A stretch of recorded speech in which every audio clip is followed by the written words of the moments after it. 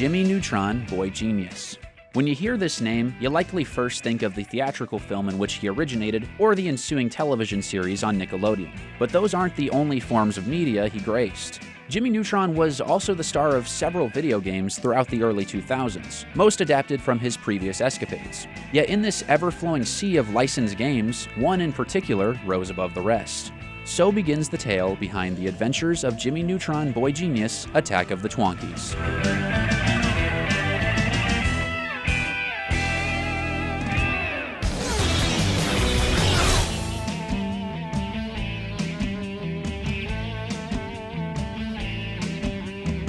To understand how we got here, it's important to learn where we've been. In February 2001, video game company THQ inked a deal with Nickelodeon to become the exclusive publisher of console and PC games based on the network's properties. And later that year, THQ released the official tie-in game for the Jimmy Neutron Boy Genius movie to somewhat hostile reception.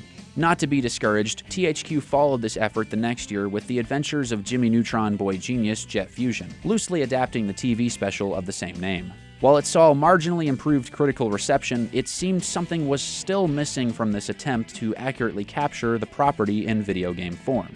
What came next was the culmination of THQ's efforts thus far.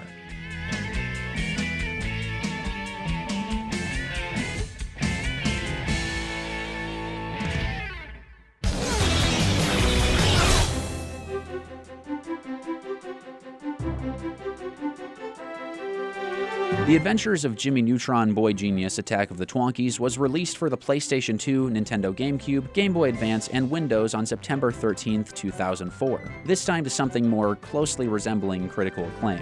The graphics were sharper than ever thanks to the newly implemented renderware engine, and the controls were smoother following years of refinement. But perhaps the biggest compliment paid to the game was its faithfulness to the source material. Take, for instance, what IGN reviewer Juan Castro wrote a couple weeks after release.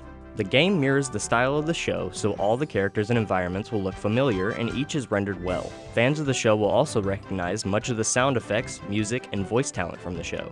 This careful attention to detail was spearheaded by a group of young creatives who eventually vaulted to higher profile positions. Project director Roy Tessler stepped up as the vice president of operations for EA Studios Technology. Executive producer Steve Doderman became the studio head for Wicked Witch Software, and lead game designer David McMinn is now a senior producer for Gameloft.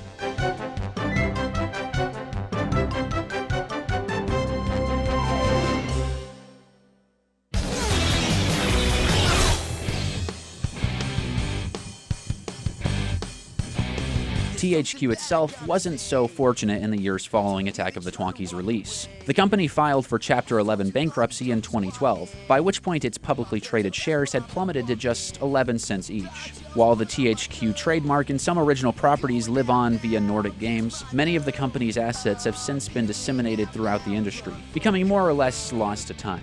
The Adventures of Jimmy Neutron Boy Genius Attack of the Twonkies, though only tangentially related to the demise of THQ as a corporation, teaches a valuable lesson regarding the iterative nature of artistic pursuits. You may not get it right on the first or even second tries, but occasionally the third time really is the charm.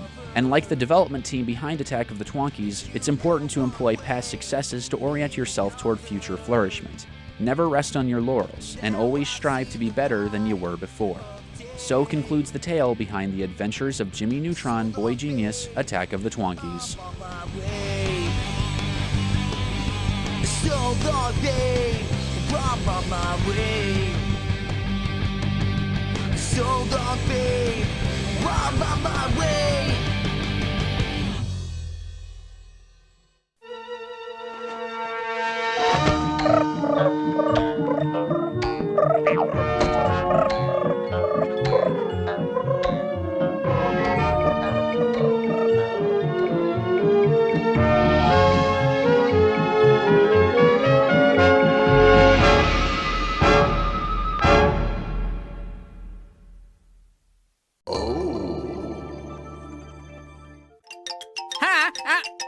Line.